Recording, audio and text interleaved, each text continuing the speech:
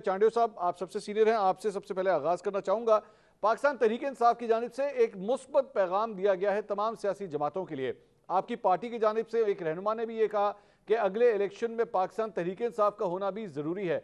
आप समझते हैं कि पाकिस्तान तहरीक इंसाफ की जानिब से जो कदम उठाया जा रहा है, पीपल्स पार्टी भी इसमें पहल करेगी और गुफ्तो शनीद के लिए तैयार है?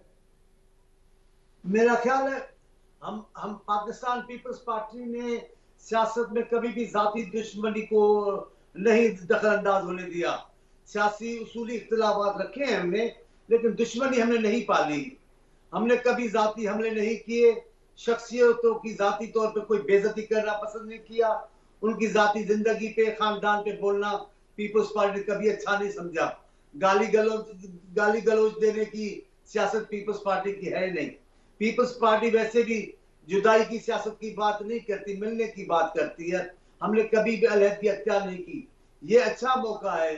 मेरे चेयरमैन ने तो पहले दिन कहा, ये बदकिस्मती थी पीटीआई के हुकूमत की। पहले दिन बिलावल साहब की तकरीर थी, उन्होंने कहा आप कदम बढ़ाएं, हम आपके साथ हैं। खुदा लगी करनी बात करनी चाहिए। शहबाज शरीफ ने भी अच्छा मौका अख्तियार किया कि हम गैर मशरूत हिमायत करते हैं, लेकिन अब क्या किया जाए, अब तो चले गए खान साहब।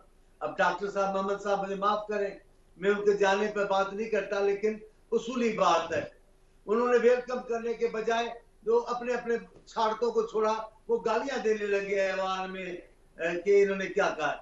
हम अभी भी वेलकम करते हैं, लेकिन खुद पीटीआई के रहनुमाओं ने बयान देना शुरू किए कि मौलाना से हम इस तरह से नहीं मिलने गए, कोई सियासी मुलाकात नहीं। ये बातें गलत है। सियासतदान है और इंसान है, पाकिस्तान में रहते हैं। एक फातिहा के लिए जाना, खुशियों में शादियों में शरीक होना, ये तो हमारा काम है। ये तो सियासतदानों की पहचान है। इसमें क्या बुराई है? हम इसको अच्छा समझते हैं और इस बात को बढ़ाना चाहिए। बस बात खत्म करता हूं। पाकिस्तान के बहरान इतने हैं कि एक जमात हल नहीं करेगी। तमाम जमातों को मिलकर पाकिस्तान के लोगों की मुसीबतों से जान छुड़ाना होगी।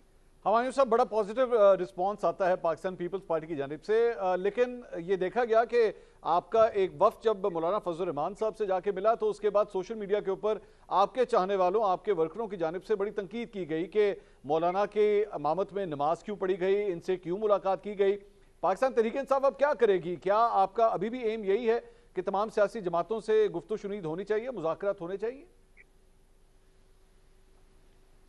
बिस्मिल्लाहिर्रहमानिर्रहीम। शुक्रिया मंसूर साहब। इस तरह है कि बातचीत पॉलिटिकल लेवल पे होना बहुत ज़रूरी है।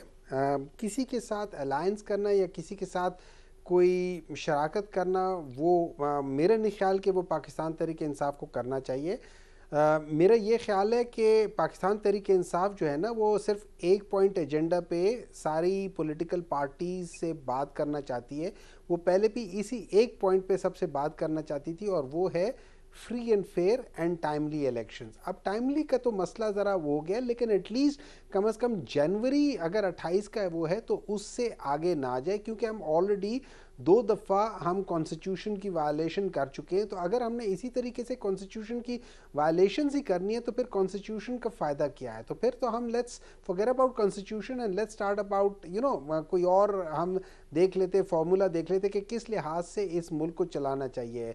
Would it be might, would it be what ever it is, पैसा होगा, क्या होगा, अमेरिका के साथ जो उनके साथ ज़्यादा अच्छा होगा वो होगा, या यूरोप के साथ होगा, या क्या होगा, तो फिर हम वो डिसाइड कर लेते हैं। लेकिन अगर हम लोगों ने एक आईनी तरीके से चलना है तो फिर the only binding force between all political parties is elections, and elections के साथ ही हम लोग आते, तो हम उस एक नज़रिए के साथ ही हैं।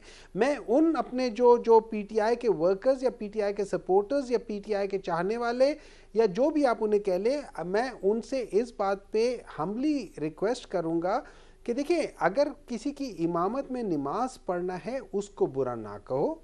जो शख्स भी है, आप हो, मैं हूँ, हम में से कोई खड़े होकर इमामत कर सकता है, उसमें इसका कोई ताल्लुक नहीं है। हम लोग अल्लाह के सामने हाजिर होते हैं, इस चीज़ को कंट्रोवर्शियल ना करें। हाँ, मैं अपनी रिजर्वेशन है, मेरी अपनी भी रिजर्वेशंस थी कि मैं ये समझता था कि अगर हम लोग मिलना ही होता तो हम पहले ज़्यादा लाइक माइंडेड पॉलिटिकल पार्टीज़ के साथ मिल लेते जो कि इलेक्शंस टाइमली करवाना चाहते। मौलाना साहब तो इलेक्शंस करवाना नहीं चाहते, उनको तो सर्दी ज़्यादा लगती है तो वो कराना नहीं चाहते। मोहम्मद साहब, तो इस वजह से शायद मैं उनको प्रायोरिटी में ना रखता। ये जो मुलाकात थी, इसका मतलब आपकी बातों से मुझे लग रहा है क्या उसे इमरान खान साहब की अप्रूवल नहीं थी?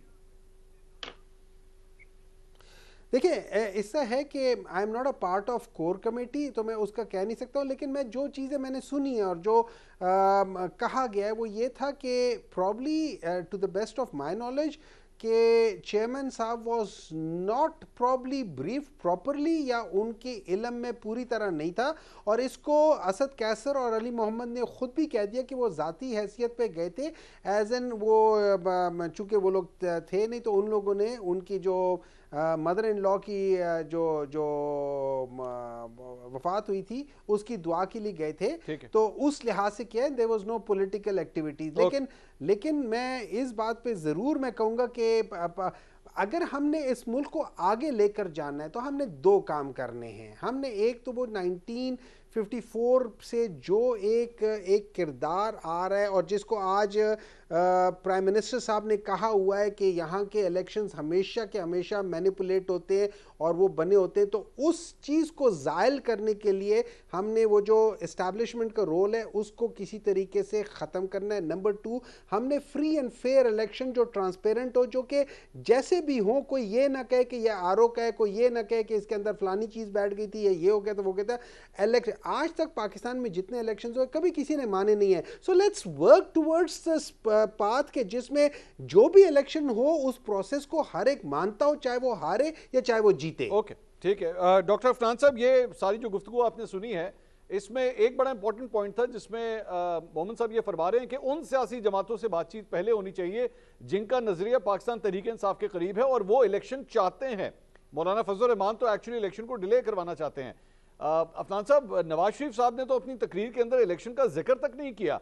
आप लोग क्या इस बात की डिमांड रखते हैं कि वाकई इलेक्शंस ऑन टाइम होने चाहिए और जनवरी के आखिरी हफ्ते में हो जाने चाहिए, और आपके लिए दरवाजे खुले हैं पाकिस्तान तहरीक इंसाफ के, उनसे गुफ्तगू करने के लिए तैयार हैं क्या? जी, बिस्मिल्लाहिर्रहमानिर्रहीम।